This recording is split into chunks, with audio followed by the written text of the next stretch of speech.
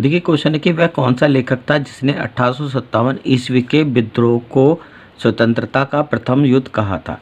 तो देखिए कि 1857 के विद्रोह को स्वतंत्रता का प्रथम युद्ध जो बी डी सावरकर यानी कि विनायक दामोदर सावरकर ने अपनी पुस्तक the Indian war of independence 1857 में भारत का प्रथम स्वतंत्रता संग्राम या स्वतंत्रता का प्रथम युद्ध कहा था। तो क्वेश्चन था कि वह कौन सा लेखक था जिसने 1857 ईस्वी के विद्रोह को स्वतंत्रता का प्रथम युद्ध कहा था। तो आपका आंसर डी हो जाएगा, बी.डी. सावरकर।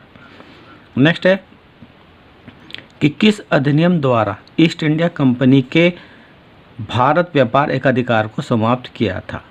तो देखिएगा 1813 के चार्टर्ड एक्ट ब्रिटिश संसद का एक ऐसा कानून था जिसमें ईस्ट इंडिया कंपनी के व्यापारिक एकाधिकार में चाय, अफीम और चीन के साथ व्यापार को छोड़कर सभी को समाप्त कर दिया गया था।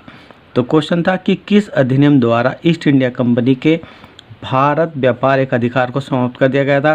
तो आपका आंसर डी हो जाएगा, 1813 के चार्टर्ड एक्ट में भारत एकाधिकार को समाप्त कर दिया गया था।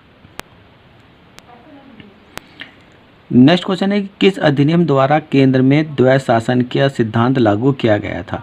तो देखिएगा भारत में सबसे पहले रॉबर्ट क्लाइव ने 1765 में बंगाल में द्वैध शासन प्रणाली लागू की थी जो दीवानी यानी कि राजस्व और निजामत यानी कानून व्यवस्था के अधिकारों को विभाजित करती थी। परंतु भारत में केंद्र में द्वैध शासन भारत सरकार अधिनियम 1935 में लागू किया गया था। तो क्वेश्चन था कि किस अधिनियम द्वारा केंद्र में द्वैध शासन का सिद्धांत लागू किया गया था। तो आपका आंसर सी हो जाएगा, भारत शासन अधिनियम 1935 के अनुसार केंद्र में द्वैध शासन लागू सिद्धांत किया गया था। नेक्स्ट क्वेश्चन है कि संघीय न्यायालय किस अधिनियम की विशेषता थी।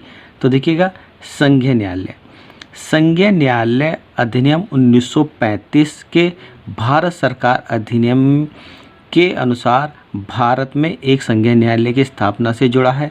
इसमें केंद्र और प्रांतों यानी कि राज्यों के बीच विवादों को निपटारा करने और संविधान और कानून की व्याख्या करने की व्याख्या की गई है। क्वेश्चन था कि संघीय न्यायालय किस अधिनियम की विशेषता थी। तो आपका आंसर आ जाएगा, संघीय न्यायालय अधिनियम 1935 की विशेषता थी।